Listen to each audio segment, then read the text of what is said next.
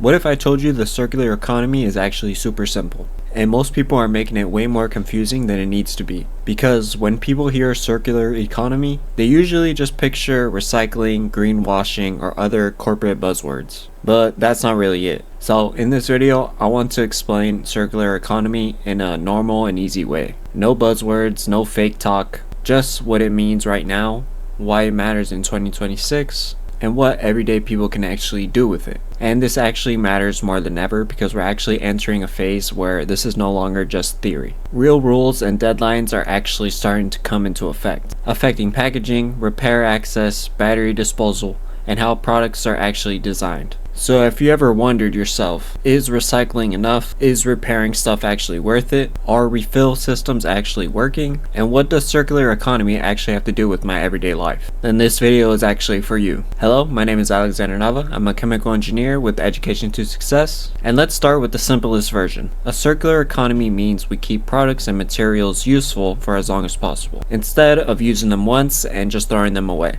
That's it. So instead of the old system, take, make, and waste, the circular version is more like buy smarter, use longer, repair, reuse, refill, and then recycle if needed. And that order actually matters, because recycling is useful, but recycling is not the whole strategy. Recycling is more of an end-of-life action. Circular thinking starts much earlier, with design, durability, repairability, and reuse. So if you only remember one thing from this video, remember this. Circular economy is not recycle more, it's keep stuff useful for a longer time. This applies to your clothes, your phone, your appliances, your batteries, your containers, and even your furniture. And when people miss that, they end up doing the classic thing, buying more stuff, throwing more stuff away, and hoping the recycling bin fixes everything. And we all know that it doesn't. Now let's talk about the biggest misconception. For years, a lot of environmental messaging taught people only one thing: just recycle. And recycling still matters. I'm not anti-recycling, but the data makes it clear that recycling is clearly just not enough, especially for plastics. That's a huge reason as to why this conversation is changing, and is why circular economy language is becoming broader. The conversation is no longer just about recycling. It includes reducing material use, redesigning products and materials, and keeping waste from being created in the first place. So if someone says circular economy equals recycling, that is not actually accurate. Recycling is only one tool in a circular system's entire toolbox. And a lot of times people get frustrated because they do what they're told. They sorted their waste, they rinse the container, and they put their waste in the correct bin. But if the system itself is weak, if the packaging is hard to recycle, if the product was never designed to last, if replacement is cheaper than repair, then that's a design and policy problem, not a consumer problem. So why is this suddenly a bigger topic here in 2026? Because we're turning to a phase where circular economy is not just something that people talk about, it's turning to actual requirements for packaging, repair access, battery collection, and product information. That's a big shift. In the US, a lot of action is actually happening state by state. We're seeing right to repair laws, packaging producer responsibility programs, battery stewardship programs, and more implementation deadlines that hit in 2025 and now in 2026. In the EU, some major rules are reaching key application dates in 2026 as well, especially packaging rules and right to repair requirements. And even if you live in the US, that still matters, because global companies often standardize product and packaging designs across global markets. So rules in Europe can often influence what ends up on US shelves. This is about what products get sold, what packaging you see, whether you can repair your stuff, and how waste systems are funded and designed. This is why the topic is hot right now. Now let's make this practical. What does circular economy actually look like in everyday life? It looks like this. Repair before recycling. If your phone battery is dying, your first thought shouldn't automatically be buy a new phone. Sometimes the better move will be a battery replacement, a screen repair, a small part replacement, or even just using protection and maintenance so the problem doesn't happen again. That extends product life and avoids the footprint of manufacturing a whole new device. Now, I also want to be real here. Repair is often better, but not always. If something is unsafe, extremely damaged, or severely inefficient, replacing it obviously makes sense. Remember, this channel is about real sustainability, not about perfection. Circular economy also looks like refill systems. For example, dish soap, laundry detergent, shampoo. The point of refill is simple.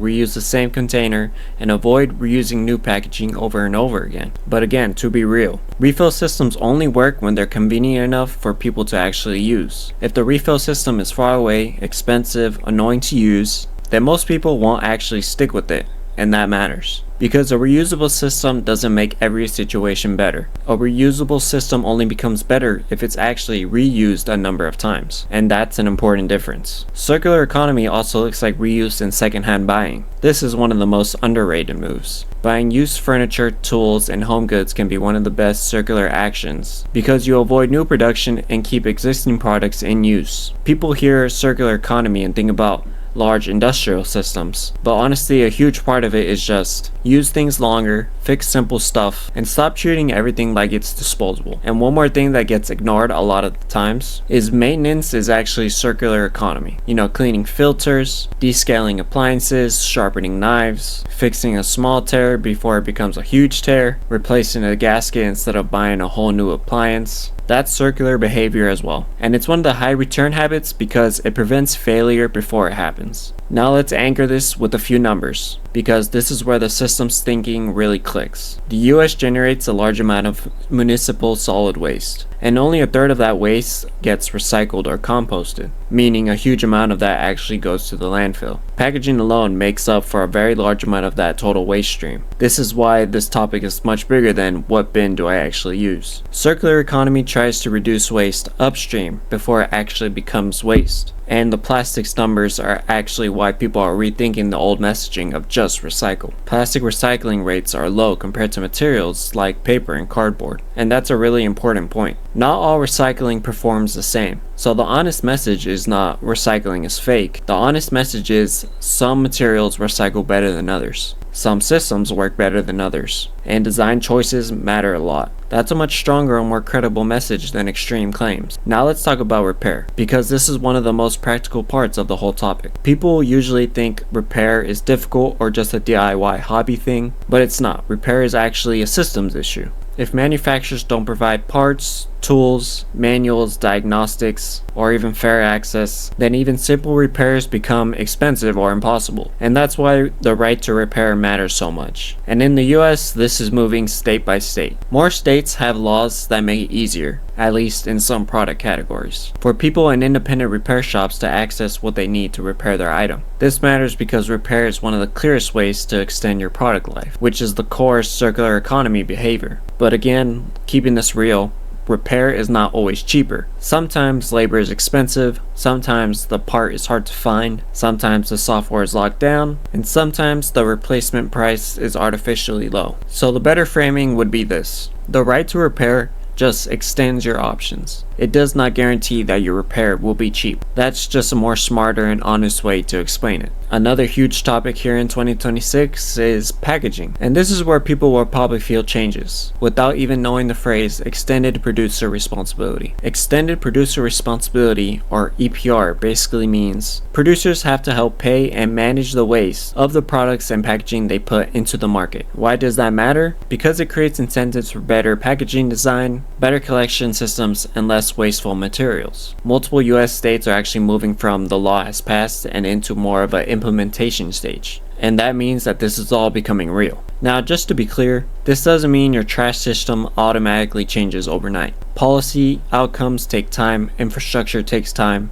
company compliance takes time, and maintenance takes time. But 2026 is the period where these systems are starting to become real enough that companies and consumers will start to feel the real changes. Now let's talk about another important practical topic, which will actually be batteries. Batteries are a circular economy topic for two reasons. One is they contain valuable metals, and two, they create real safety problems when handled poorly or incorrectly. And the safety part isn't theoretical. Improperly handled batteries have been linked to fires in landfills and in recycling facilities, and that's obviously very important. And this is why just throwing it in a recycling bin may be a dangerous habit, especially for batteries and small electronics. So in essence, do not put your lithium batteries in your curbside trash or in curbside recycling. Use proper battery drop-off and take-back channels instead. Batteries can be a perfect example of what a circular economy looks like in real life. Better product design, better collection systems, better consumer behavior, better policy, and better safety. Now let's clear up a few myths fast, because these are the ones that derail this whole conversation. Myth number 1,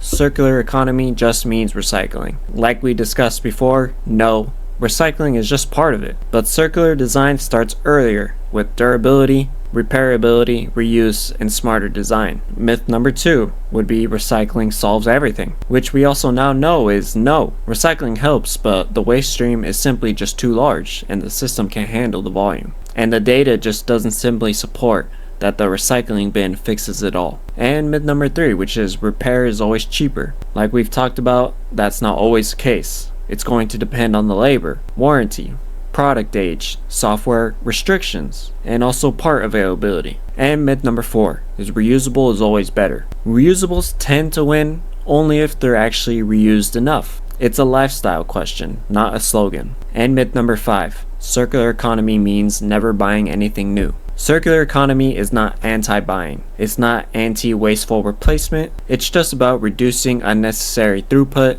and keeping value in use for much longer. And this matters because if we want people to adopt these habits, we have to remove any confusion and any guilt that people may possibly be feeling. Because we all know people don't need another lecture, they need a practical framework that actually works. Circular economy is not just a trash topic, it's more so a materials and systems topic. The environmental benefits come from reducing production and reducing waste, especially for materials with high extraction and processing impacts. This means this connects to waste, emissions, air pollution, resource extraction, land use, toxicity, and public safety. So when we talk about repairing a device, keeping an appliance longer, reusing furniture, reducing packaging, or refilling instead of buying containers, those are not just minimalist habits. Those are material throughput decisions. And material throughput is one of the biggest hidden drivers in environmental impact. This is why I keep saying sustainability should be systems-based, because systems thinking helps people stop chasing the next green trend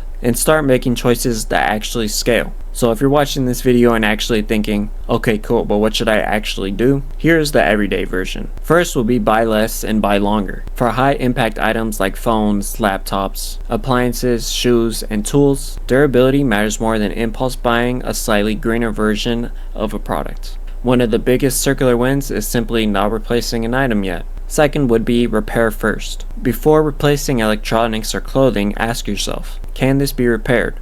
Are parts available? Is there an independent repair shop nearby? Can I maintain this item better and extend its life? Even if you don't repair it yourself, choosing repair is a circular habit. Third would be treat batteries like special waste. This one should be a non-negotiable. Especially, like we said, do not throw away your lithium batteries in curbside bins, and ensure to recycle them properly at a drop-off location. Fourth would be reduce packaging upstream. Don't overfocus on asking yourself, can I actually recycle this plastic? Instead, ask yourself, can I buy a size that I'll actually finish? Can I avoid mixed material packaging? Is there a refill option? Does my local program even accept this type of plastic material? That would be a much more effective way to actually think. And fifth would be use local reuse systems. Secondhand furniture, tools, kids' toys, community groups, repair events, and tool libraries can all be a great option, often a cheaper option too. And 6 would be build maintenance habits. This is the hidden superpower. Clean filters, patch your clothes early, maintain seals, descale appliances, store your batteries safely, and sharpen instead of replace. Maintenance is circular economy in action. So if I had to summarize circular economy in one sentence, I'd say this. It's not about being perfect, it's about keeping stuff useful for longer. That's the everyday version. And in 2026, this matters more, because policy, product design, and waste systems are starting to move in a direction for real change, especially around repair, packaging, and batteries. So no, circular economy is not just another trend that's coming around. It's a practical framework for saving materials, reducing waste, improving safety, and making smarter choices in everyday life. And if you want more videos like this, where we talk about modern information and break down current sustainability topics, make sure to subscribe and follow Education to Success. I'm Alexander Nava, chemical engineer. Make sure you check out our Instagram and TikTok for more. I'll see you on the next one.